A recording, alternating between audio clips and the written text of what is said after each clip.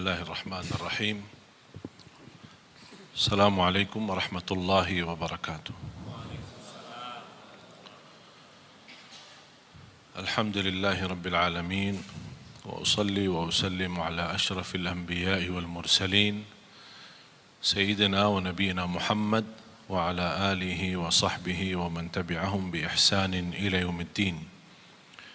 Subhanaka la ilma lana illa ma 'allamtana innaka antal alimul hakim.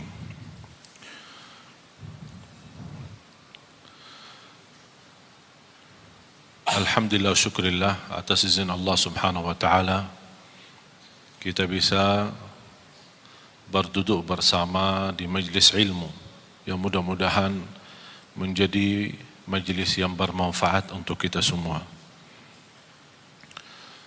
Dan jujur saja, saya baru tahu ada jadwal di Masjid BI ini.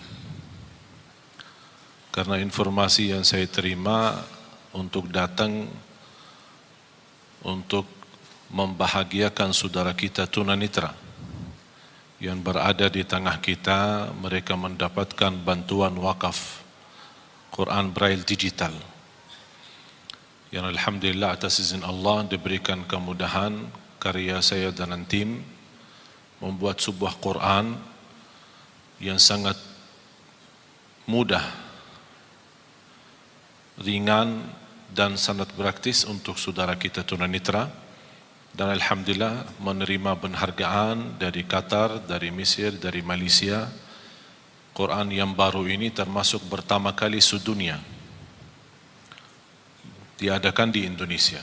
Dibandingkan dengan Quran Braille manual, Quran Braille manual antara 15 sampai 24 kilogram. Tapi dengan Quran baru yang digital bisa dibawa kemana-mana oleh saudara kita tunanetra dan mereka bisa menghafal, bisa mempelajari, dan alhamdulillah atas izin Allah sudah terbagi lebih dari 2.300 Quran Braille digital. Dan malam ini ada sebagian mereka yang hadir, kita insyaAllah akan bantu bekerjasama dengan guru kita Kiai Haji Agim. Terima kasih kepada beliau memberikan kesempatan kita bisa salurkan bantuan untuk mereka. Dan insyaAllah yang punya keluarga di Surabaya tanggal 6 Desember besok, insyaAllah acara yang terbesar Tabligh Akbar sekaligus mengaji bersama 1.000 tunanetra yang akan hadir, dan mereka 1.000 itu akan masing-masing mendapatkan Quran Braille digital yang baru. Ini alhamdulillah semua atas izin Allah dan karunia yang dimuliakan Allah Subhanahu wa taala. Karena saya memperhatiin tunanetra itu luar biasa. Walaupun mereka memiliki keterbatasan, tapi minatnya, semangatnya untuk belajar dan menghafal Al-Qurannya luar biasa. Dan sudah saya 2 kali mengundang seorang dari Madinah, namanya Jihad.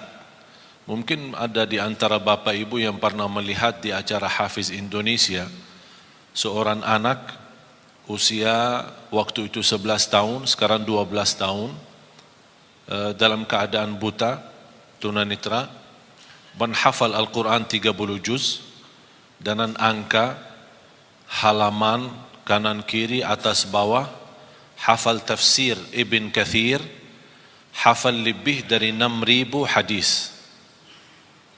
Beliau sudah mendapatkan juara internasional anak cilik sedunia menghafal Al-Quran, dan juga dapat juara internasional anak yang paling kecil, buta, tunanetra, tapi bisa menghafal sebanyak 6.000 hadis. Jadi di lomba Al-Quran dia juara 1, di lomba hadis dia juara 1. Namanya Jihad.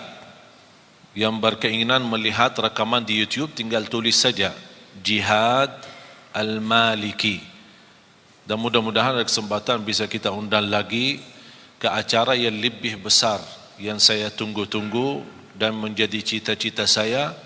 InsyaAllah kita adakan, mudah-mudahan kalau masih kita punya umur, menyambut bulan Ramadan sekaligus menghadirkan 10.000 tunanetra untuk mendapatkan wakaf Al-Quran. InsyaAllah akan dihadiri salah satu imam besar Masjidul Haram bersama ananda kita Jihad Al-Maliki ini. Para jamaah sekalian, karena saya baru tahu ada penajian atau tugas saya berceramah, dan berarti saya belum siapkan metode atau materi, tapi saya baru ingat. Saya ingin menyampaikan, membagi bersama Bapak Ibu ilmu bagaimana luar biasa keindahan dan keajaiban Al-Quran. Subhanallah, bukan sampai hari ini, bahkan sampai hari kiamat tidak akan habis keindahan Al-Quran, tidak akan habis keajaiban Al-Quran, tidak akan habis kemukjizatan Al-Quran. Al-Quran diturunkan bukan hanya untuk dibaca, tapi inti dari diturunnya Al-Quran adalah untuk ditadabburi dan dihayati. Salah satu ayat yang membuat saya berfikir, bahkan sebab ayat tersebut membuat saya berhenti, bertahan, tidak melanjut kebiasaan rutin saya mengkhatam Al-Quran. Ini sudah masuk hari kelima. Masuk hari kelima, saya belum mampu melanjut bacaan tilawah rutin saya untuk mengkhatam Al-Quran. Sebab dua ayat ini. Di surat Fatir, mudah-mudahan Bapak Ibu bisa tertulis dua ayat ini, ditulis, difahami, dibelajari, kalau bisa hafalkan. Dua ayat ini di surat Fatir, surat 35, ayat 29 dan 30. Saya mohon dibantu kalau ada Quran terjemahan. Ada Quran yang bawa Quran terjemahan ada? Sekarang HP kita semua ada Quran terjemahan. Bisa yang berkenan maju ke depan membacakan terjemahan. A'udzu billahi minasy syaithanir rajim. Bismillahirrahmanirrahim. Innal ladzina yatluna kitaballahi wa aqamus salata wa anfaqu mimma razaqnahum وأنفقوا مما رزقناهم سرا وعلانية يرجون تجارة لن تبور ليوفيهم أجورهم ويزيدهم من فضله إنه غفور شكور صدق الله العظيم. Ada yang bawa terjemahan? Bisa dibantu terjemahannya? Saya minta, karena walaupun saya sejak kecil menghafal Al-Quran, tapi subhanallah kadang-kadang ketika membaca, jujur saja jamaah sekalian, belum tentu semua bacaan kita 100% bisa ikhlas. Belum tentu 100% bisa merasa keindahan. Pasti ada satu saat tersentuh sebuah ayat. Di antara kita pasti saya yakin berbeda-beda sukaannya ayat Al-Quran. Bukan berarti tidak suka ayat yang lain, suka. Tapi ada sebuah surah atau sebuah ayat lebih Bapak Ibu menyukai ayat ini daripada yang lain. Misal ada yang lebih tertarik kepada Yasin, ada Ar-Rahman, ada Al-Kahfi, ada surah Maryam, ada surah Yusuf. Ada yang sukaannya suratul Fatihah, ada yang sukaannya surat Qul Huwallahu Ahad. Macam-macam. Yang membuat kesukaan surah tertentu, yang membuat jauh lebih menikmati ketika membaca maupun mendengar. Apalagi kalau bisa mendengar dengan murattal yang fasih, bacaannya sempurna dan tajwid, dengan irama yang begitu luar biasa. Ini sangat membantu terasa oleh hati kita. Jadi saya jujur saja, saya bicara kebiasaan kondisi. Ketika kita membaca, misal contoh Rasulullah SAW pernah membaca satu ayat di suratul Maidah, ayat yang terakhir suratul Maidah, 2 ayat terakhir suratul Maidah, ketika Rasulullah SAW salat malam, ketika sampai ke ayat itu, Rasulullah SAW mengulangi berkali-kali dalam salat tahajud sampai subuh, membaca ayat itu dan menangis, membaca dan menangis. Jadi ada satu saat ketika kita membaca, pasti istilahnya apa ya, barangkali hati kita saat itu terbuka atau sedang terbuka, sedang betul-betul siap untuk menerima cahaya Al-Quran, tersentuh, apalagi disertai ayat Al-Quran dengan bacaan yang ikhlas, hayati, dan suara yang indah. Malaikat pun turun dari langit, malaikat turun untuk duduk sima Al-Quran, mendengar Al-Quran. Jadi sebab 2 ayat ini ketika saya baca, punya wirid, alhamdulillah kebiasaan setiap bulan 10 kali khatam Al-Quran. Tapi gara-gara 2 ayat ini, sekarang sampai saya masuk hari ke-5 belum bisa lanjut. Karena ada banyak pesan-pesan dari ayat, tapi sayang sekali, sebagaimana kata Sayyidina Uthman bin Affan, wallahi law tahurat qulubuna ma syabi'na min kalami rabbina. Kalau benar-benar hati kita suci, kata Sayyidina Uthman, tidak akan pernah puas sama Al-Quran. Tidak akan puas. Cuma masalahnya ini, dosa, kotoran hati ini yang membuat kadang-kadang agak berat bersama hubungan kita bersama Al-Quran. Coba kita sama-sama gali. Dan kita setiap titik ayat, kata-kata, apalagi kalau ayat itu ada Asmaul Husna, Aliyun Azim, Azizun Hakim, Ghafurur Rahim, Ghafurun Syakur, itu tidak main-main. Ada hikmah, bahkan ada hubungan yang amat mendalam antara Asmaul Husna sama ayat yang dibahas itu. Seperti Subhanalladzi asra bi'abdihi laylan minal masjidil harami ilal masjidil aqsa alladzi barakna hawlahu linuriyahu min ayatina innahu huwa as-sami'ul basir. Saya tertarik, kok kenapa ada Sami'un Basir? Padahal peristiwa Isra Mi'raj peristiwa yang dahsyat. Fantasnya dari segi bahasa, saya bicara bahasa. Dari segi bahasa, fantasnya innallaha ala kulli syai'in qadir. Karena ini memang hanya dalam kekuasaan Allah, tidak akan masuk akal manusia. Kalau kita bukan beriman, mana bisa percaya Isra Mi'raj? Karena ini peristiwa yang dahsyat. Bukan dalam satu malam lagi, sebentar dari waktu malam Rasul bisa berangkat ke tanah suci di sana Masjidul Aqsa dan menimami para nabi dan rasul seluruhnya. 312.000 para nabi dan rasul, mereka semua berkumpul di sana. Mereka menghadiri, ikut imam Rasulullah SAW. Begitu selesai Rasulullah SAW, mereka kan sudah meninggal. Ini kan di luar kemampuan fikiran kita. Bagaimana Allah kumpulkan mereka? 312 rasul dan 24.000 nabi semua berkumpul untuk bertemu dengan Rasulullah SAW, berbaiat sama Rasul, dan mereka menyaksikan Rasulullah SAW adalah nabi yang terakhir dan nabi yang mulia. Baru Rasulullah SAW selesai salat, naik ke langit, tumbus sampai 7 lapisan langit, terima perintah salat, kemudian turun. Di berbagai macam riwayah disebutkan, di antara salah satu riwayah, tempat tidur Rasulullah masih hangat. Kalau kita bangun tidur kan masih hangat kan? Sambil mandi gimana tempat tidur? Sudah dingin kan? Begitu Rasulullah SAW bisa ke Masjidul Aqsa, bisa ke langit yang ke-7, bertemu Allah, dan turun lagi, tapi tempat tidurnya masih hangat. Berarti ini apa? Ini kekuasaan yang dahsyat, hanya yang dimiliki hanya Allah Subhanahu wa taala.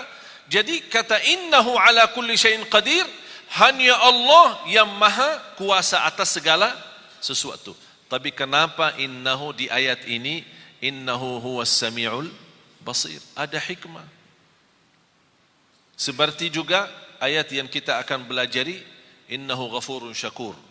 Tidak ada main-main dalam ucapan ayat Al-Quran, apalagi yang terkait dengan Asmaul Husna. Coba silahkan. Sesungguhnya orang-orang yang selalu membaca kitab Allah, Al-Quran, dan melaksanakan sholat. Selalu, orang-orang yang selalu, ini sifat mereka. Saya cuma ingin hubungkan antara sifat mereka, apa hubungannya dengan Asmaul Husna di ayat terakhir, innahu ghafurun syakur. Di antara sifat mereka selalu membaca Al-Quran. Kalau yang selalu membaca Al-Quran bukan dinamakan qari, bukan dinamakan orang suka baca, tapi yang dinamakan orang selalu baca Al-Quran itu tilawatul Quran.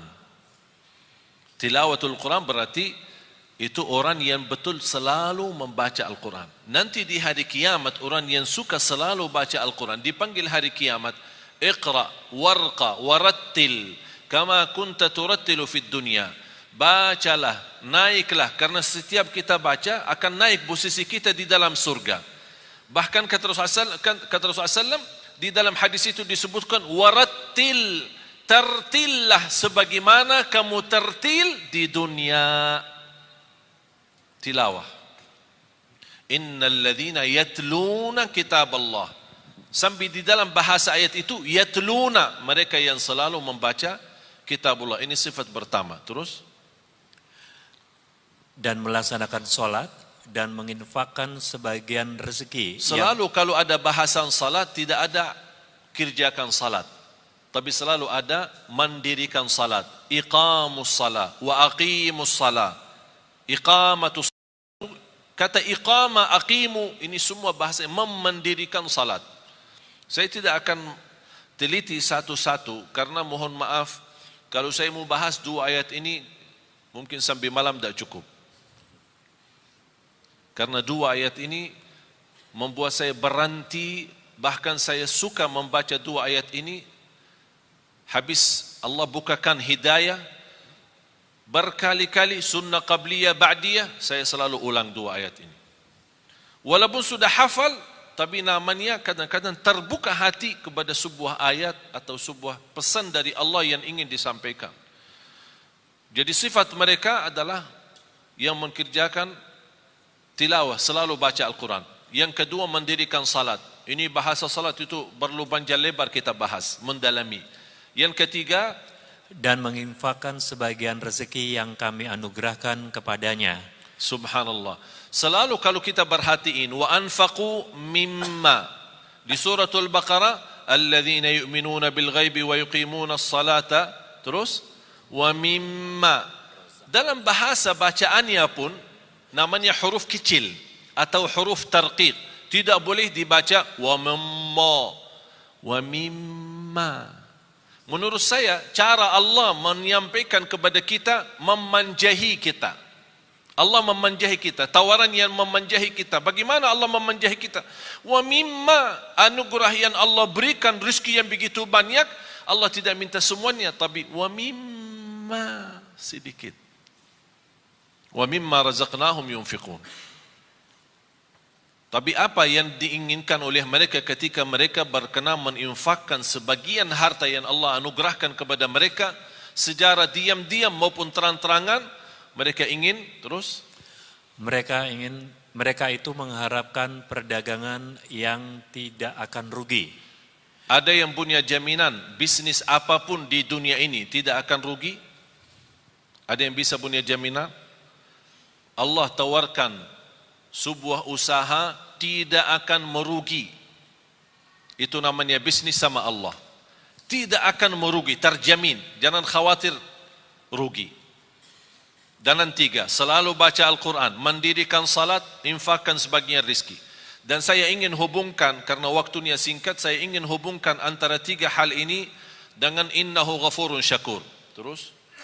Agar Allah menyempurnakan pahalanya kepada mereka dan menambah karunia-Nya. Allah bukan hanya berkata usaha ini, bisnis ini, perdagangan ini tidak akan merugi, tapi Allah menambah supaya kita lebih yakin Allah janji liyuwaffiyahum ujurahum, akan sempurnakan pahala.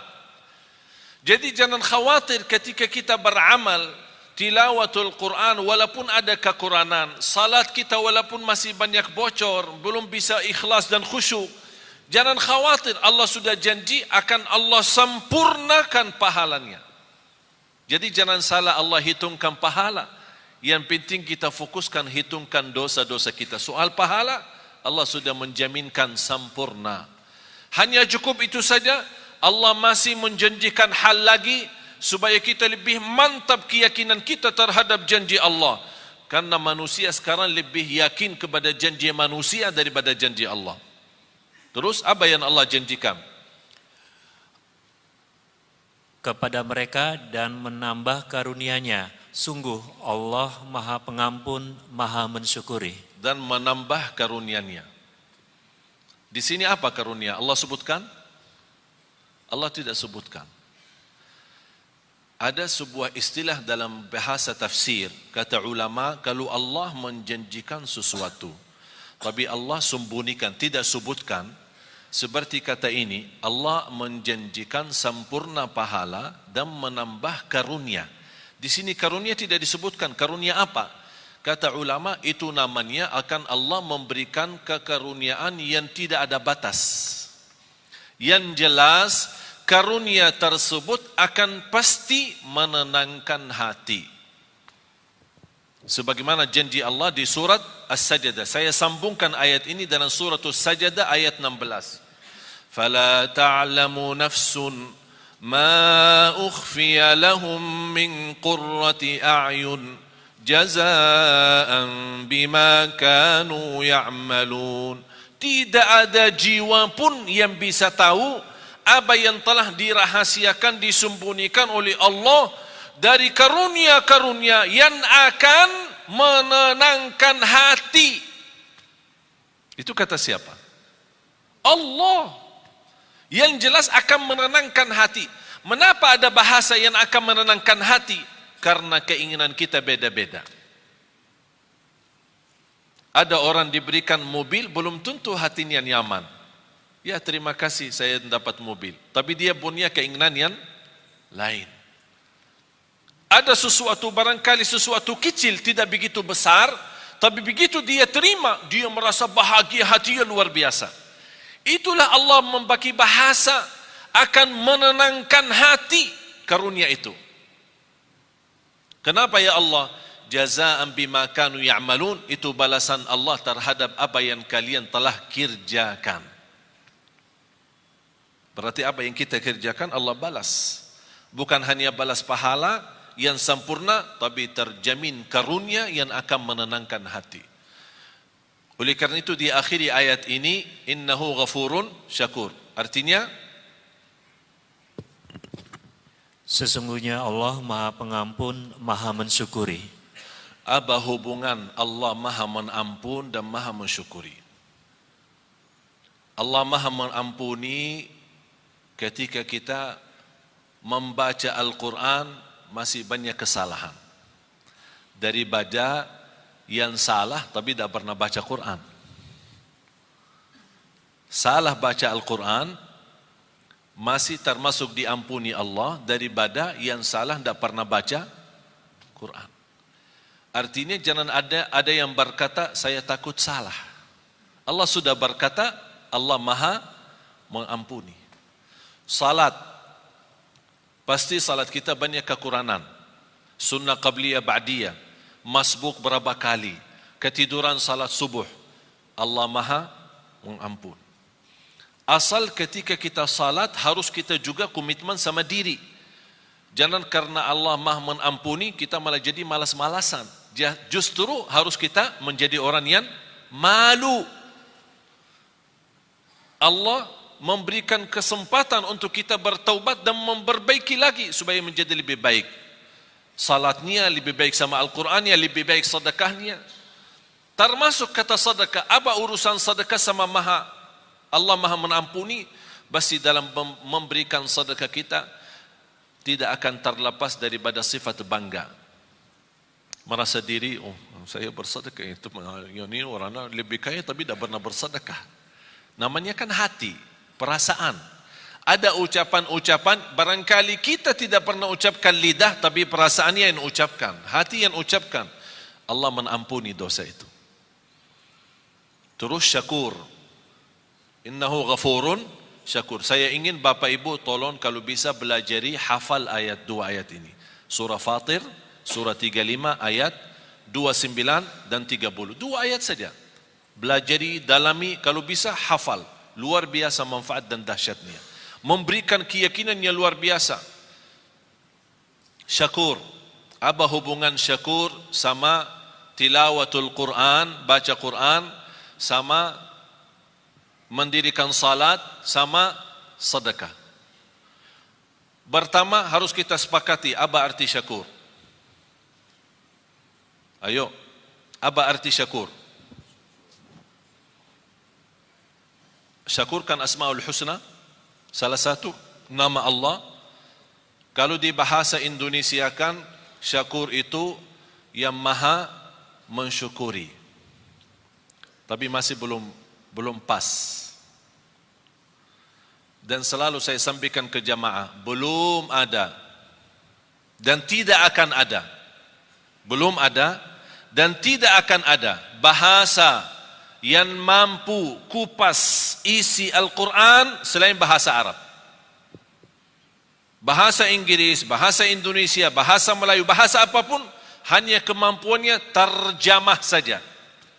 Isinya lebih dalam, lebih terlihat, mutiara-mutiaranya, keindahannya, tidak ada bahasa yang bisa. Hanya bahasa Arab. Ketika saya membaca innahu ghafurun syakur, saya faham apa maksudnya syakur di sini dibandingkan dengan amalan yang Allah sebutkan sebelumnya. Syakur dalam bahasa Arab, tolong hafal. Huwallazi yu'ti al-ajra al-kathir bil amalil qalil. Yang artinya asy-syakur yang menjaminkan pahala yang banyak dengan amalan yang sedikit. Itu namanya syakur. Yang memberikan pahala yang banyak dengan amalan sedikit. Mau tahu buktinya? Salat kita berapa waktu? Salat kita berapa waktu? 5. Allah berikan pahala berapa? Tahu enggak pahala salat? 50. Waktu Isra Mi'raj, Allah menetapkan 5 waktu. Apa kata Allah kepada Nabi Muhammad? Kepada umatmu saya perintah 5 waktu dikerjakan, tapi pahalanya 50. Hadis Rasulullah SAW, barang siapa yang menjaga sunnah qabliyah ba'diyah 12 rakaat di Sahih Muslim, 12 rakaat sehari dan semalam, yang namanya sunnah qabliyah ba'diyah, dapat rumah di dalam surga. Barang siapa yang mengikuti salat subuh, ini hadis sahih, barang siapa yang ikuti salat subuh berjamaah dapat pahala seperti orang salat malam sepanjang malam. Padahal sepanjang malam tidur. Mana kita mampu salat malam sepanjang malam. Hanya dengan subuh jamaah, berjamaah subuh, pahala sepanjang malam kita dapat. Lebih dahsyat lagi, sunnah qabliyah subuh. Lebih baik, lebih besar pahalanya daripada dunia dan segala isinya. Itulah syakur. Amalan sedikit tapi pahalanya besar. Kalau Allah tidak syakur, memberikan pahala yang banyak dan amalan sedikit, kita tidak bisa kejar umur kita dibanding umat yang terdahulu. Satu malam Lailatul Qadar, Bapak Ibu, pahalanya 83 tahun, padahal umur kita belum tentu 83. Itulah syakur. Allah memberikan dengan amalan yang sedikit tapi pahala yang banyak. Saya tanya anda sekalian, ketika ada orang membantu kita, memberikan tolongan apapun, dari segi bantu pinjaman atau bantu kendaraan, kita ada perlu ada acara kita pinjam mobilnya sebentar, tapi di saat kita minta tolong orang itu dan dia berkenan membantu, kita benar-benar di saat yang sangat membutuhkan bantuan tersebut. Kira-kira bagaimana perasaan berterima kasih kepadanya? Tinggi kan? Setiap kita doa pasti ingat dia. Setiap ketemu terima kasih. Tidak ada habisnya. Bertahun-tahun masih ingat, tidak akan lupa. Begitu juga Allah sifat syakur. Apapun amal saleh yang kita kerjakan, jangan khawatir Allah tidak akan lupa kebaikan kita. Tapi yang semestinya kita malu. Sebagaimana Allah tidak lupa kebaikan kita, Allah juga tidak lupa dosa-dosa kita. Tapi subhanallah, tanda Allah syakur, ketika kita berdosa, Allah perintahkan malaikat jangan dituliskan dulu. Disebutkan berbagai macam riwayat, diberikan kesempatan 3 hari supaya taubat. Kalau dia taubat sadar malu, diampuni dosa, tidak perlu ditulis. Dan begitu luar biasa syakurnya Allah kepada manusia. Dan amalan yang sedikit diberikan pahala yang banyak. Dan sedekah Allah subhanahu wa ta'ala, ini saya kaitkan antara hubungan Quran, sedekah sama syakur. Yang kita beri kepada Allah berapa? Dan yang Allah berikan kepada kita berapa? Rizki yang kita miliki Bapak Ibu, kalau kita mau hitungkan harus kena denda dan bayar, mana orang sanggup? Setiap mau hirup udara yang segar harus bayar. Setiap mau buka mata harus bayar. Mau tutup lagi harus bayar. Mau bergerak satu langkah harus bayar. Sanggup gak hidup? Tidak bisa. Tapi Allah memberikan banyak. Dan Allah tidak minta yang banyak. Zakat pun yang namanya zakat harta 2,5%. 2,5%. Mengapa 2,5%? Harta Allah berikan banyak, tapi Allah tidak minta yang banyak. Supaya sisanya buat nikmati, silahkan nikmati. 2,5% setiap hari? Tidak. Kira-kira kalau setiap hari 2,5% gimana? Sanggup enggak? Setiap bulan? Bukan. Setahun sekali. Contoh, pegawai, karyawan, orang bekerja yang menerima gaji. Kalau gaji Anda 10 juta atau 5 juta. Ustaz, jangan 5 juta terlalu banyak. Ya udah 2 juta. 2 juta berbulan. Dalam satu tahun berapa? 24 juta. Berarti ada zakat kan? Tapi banyak orang salah hitung. Selama 1 tahun Anda punya keperluan. Kontrak, ada kos-kosan, pulsa, makan di jalan, bayar ini, bayar itu, ada cicilan, tagihan handphone, cicilan, bajunya cicilan, semuanya cicilan. Jadi bayarkan tagihan sana sini. Ternyata akhir tahun, pas kita mau hitungkan tabungan terisi atau tersisa dari sepanjang tahun gaji, ternyata yang tersisa hanya 800.000. Berarti Anda tidak ada zakat. Anda tidak ada zakat. Karena yang terhitung bukan berapa gaji, tapi berapa yang tersisa dari gaji. Faham Bapak Ibu? Tapi kalau bersedekah bebas. Zakat wajib, sedekah bebas. Bahkan ada orang punya kelebihan bersedekah tapi tidak pernah zakat. Mengapa tidak pernah zakat? Karena tidak pernah ada uang. Begitu datang uang, sedekah. Datang uang lagi, sedekah. Berarti zakat tidak ada. Alhamdulillah sekarang umur saya 39, sebentar lagi mau 40. Saya seumur saya, sampai titik ini, saya tidak pernah zakat harta. Tidak pernah zakat harta. Kok masa Ustaz tidak pernah zakat? Kan zakat salah satu rukun Islam. Tidak pernah zakat. Mengapa? Karena saya tidak suka simpan duit. Tidak suka simpan. Kalau begitu suka simpan, Allah ajarkan, jangan lupa zakat. Supaya Allah biasakan manusia jangan suka simpan duit. Jangan terlalu cinta dunia.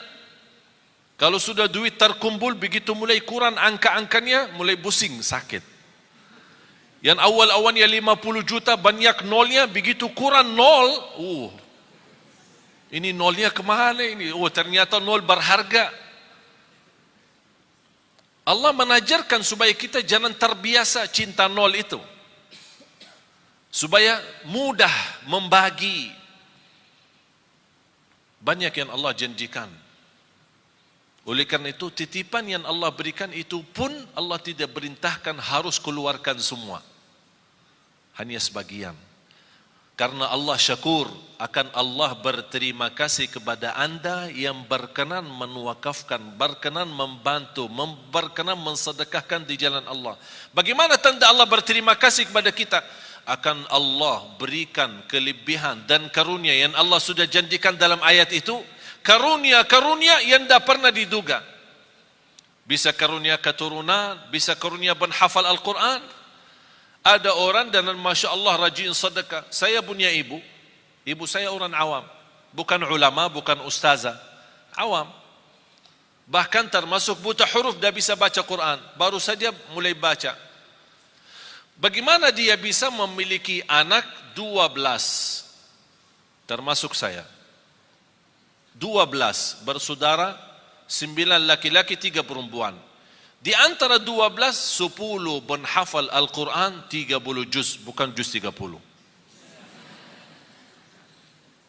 Soalnya mohon maaf, kalau di Indonesia bilang hafiz, banyak orang bilang hafiz. Tapi hafiz cuma juz amma, juz 30. Sudah dianggap diri hafiz. Kalau gelar hafiz kita di Madinah, kalau orang sebut hafiz berarti yang dimaksud hafal 30 juz. Karena kemarin dites, ada beberapa saudara kita, para hafiz kita kumpulkan, ada lamaran kerjaan di Qatar, di negara Qatar, mencari imam-imam dan muazzin dari Indonesia. Yang hafal dapat gaji hampir 2.500 dolar US, tambah tinggal, tiket setiap tahun pulang pergi, dan fasilitas kesehatan, anaknya sekolah dan yang lain-lain. Tapi syaratannya hafal 30 juz. Banyak daftar melalui yayasan kami, diberikan kepercayaan, datang mereka daftar, hafal. Semua daftar. Pas hari ujian, di depan para petugas yang datang dari Qatar, sudah ini berapa hafal? 30 juz. Siap dites? Siap. Tapi mohon boleh enggak dites cuma 5 juz? Astaghfirullah. Kau daftar 30 juz, kau mau dites 5 juz? Kenapa? 25 yang mana? Hilang. Jamaah sekalian dimuliakan Allah Subhanahu wa taala. Saya ingat ketika saya di bandara, saya bertemu seorang, saya tidak kenal. Tapi ternyata beliau dari Arab, kenal muka saya, sering lihat di YouTube. Dia tegur saya, Assalamualaikum warahmatullahi wabarakatuh. Dia bawa keluarga, istri sama anak. Begitu selesai salaman, biasa-biasa saja saya jalan, mau lewati imigrasi, saya lihat beliau antri. Saya bantu, punya keluarga, punya anak. Kalau kita ada kesempatan, saya yakin Bapak Ibu kalau di posisi saya, pasti kalau bisa bantu, pasti akan bantu mereka. Saya minta izin, mana paspornya, biar saya bantu. Saya ambil paspor, saya serahkan ke petugas imigrasi. Saya kenal mereka baik, alhamdulillah, dibantu, lurus. Apa yang terjadi? Bapa sama istri sama anak dilewatkan oleh petugas imigrasi, tambah diperiksa wanita. Wanita kan Arab cadar. Biasanya kalau masuk ke imigrasi harus buka cadar, disesuaikan dengan paspor. Tapi karena mereka bawaan saya tidak diperiksa, percaya, lurus, jalan. Ini cerita hampir sudah 3 bulan. Sungguh Bapak Ibu, sampai sekarang si ibu itu beribuan terima kasih kepada istri saya atas bantuan suami. Kenapa? Ini bukan hal biasa. Kita bisa diluruskan di depan imigrasi tanpa kita dilihat muka. Mereka menganggap perbuatan yang kita bantu hanya hal biasa. Menurut saya biasa, hal kecil. Tapi bagi mereka itu bukan kecil. Begitu luar biasa, setinggi harapan mereka, setinggi perasaan mereka untuk mengucapkan terima kasih. Padahal ini sudah 3 bulan lebih. Allah Subhanahu wa taala Maha besar. Lebih tinggi terima kasih Allah kepada manusia ketika berbuat kebaikan. Syaitan paling tidak suka istighfar. Mengapa setan tidak suka istighfar? Tahu enggak kenapa? Setan bekerja keras pagi, siang, sore, malam untuk menggoda manusia.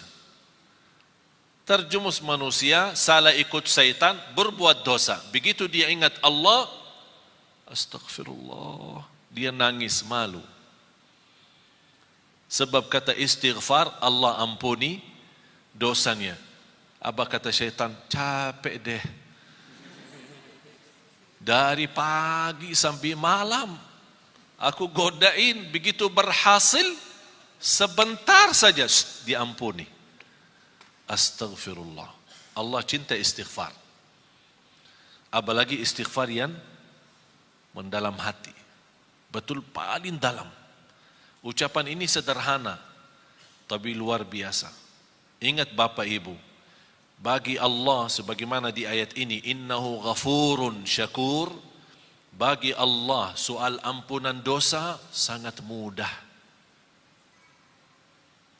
Paling enak, paling enteng, paling ringan bagi Allah ampunan dosa. Allah tidak keberatan mengampuni dosa kita. Wa inni laghaffarun liman taba wa amana wa amila salihan thumma ihtada. Kata Allah Subhanahu wa taala, aku ampuni, aku berkenan ampuni. Tapi bagi siapa? Yang berkenan taubat, yang berkenan istighfar. Oleh karena itu ketika kita bertaubat dan menangis, titisan air mata berharga di sisi Allah. Dari mana kita tahu berharga di sisi Allah? Ternyata Rasulullah SAW bersabda, ainun la tamassahan nar, ainun bakat min khasyatillah. Bisa titisan air mata karena Allah, malu sama Allah, malu karena dosa maksiat, sebab titisan air mata, Allah jamin kita tidak boleh tersentuh oleh neraka Jahannam. Berarti jamaah sekalian, air mata itu tidak main. Apalagi air mata yang menangis karena Allah Subhanahu wa taala. Oleh karena itu kita selalu beristighfar. Mudah-mudahan istighfar kita yang kita selalu membawa menjadi wirid kita sehari-hari kita, membawa ampunan Allah Subhanahu wa taala. Mari sama-sama berdoa, mudah-mudahan apa yang sampaikan, mohon maaf saya tidak bisa lebih mendalam karena ayat ini memang masih banyak rahasia-rahasia dan keilmuan. Mudah-mudahan apa yang saya sampaikan cukup bisa difahami, bisa dimanfaatkan, dan mudah-mudahan ilmu yang sama-sama kita belajari menjadi ilmu bermanfaat. Amin ya rabbal alamin. Bismillahirrahmanirrahim. Alhamdulillahi rabbil alamin. Allahumma salli ala Sayyidina Muhammad wa ala ali Sayyidina Muhammad. Ya Allah, ya Dzal Jalal wal Ikram, berilah kepada kami petunjuk kepada jalan yang lurus. Hidupkanlah kami dalam keadaan iman, wafatkanlah kami dalam keadaan Islam, akhiri hayat kami dengan husnul khatimah. Ya Allah, jadikan kami senantiasa bersama hamba-hamba-Mu yang salih salihah.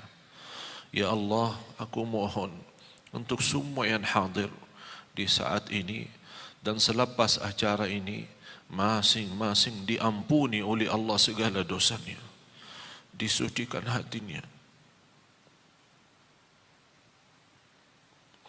dibersihkan jiwanya,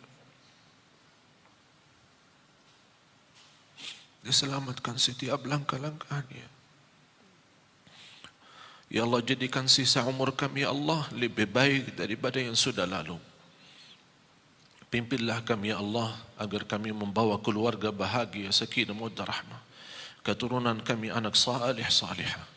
Ya Allah, yang belum berjodoh berikan ya Allah berjodoh yang menenangkan hati, yang membawa nama baik Islam untuk keluarganya.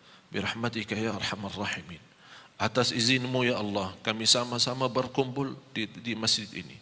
Ya Allah, atas izin-Mu berilah kepada kami kemuliaan, sama-sama jumpa lagi di dalam surga-Mu ya Allah, di dalam surga-Mu ya Allah, bersama Nabi Muhammad sallallahu alaihi wasallam. برحمتك يا أرحم الراحمين. اللهم اغفر لنا ya Allah, jadikan kami semua ahlul Quran,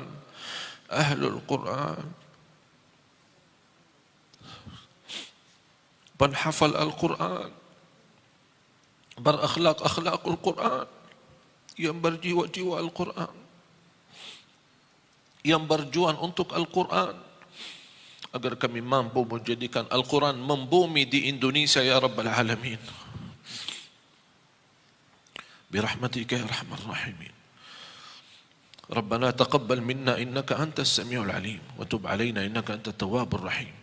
ربنا آتنا في الدنيا حسنة وفي الآخرة حسنة وقنا عذاب النار وصلى الله على سيدنا ونبينا محمد وعلى آله وصحبه وبارك وسلم والحمد لله رب العالمين. آخر الكلام سبحانك اللهم وبحمدك أشهد أن لا إله إلا أنت أستغفرك وأتوب إليك. والسلام عليكم ورحمة الله وبركاته.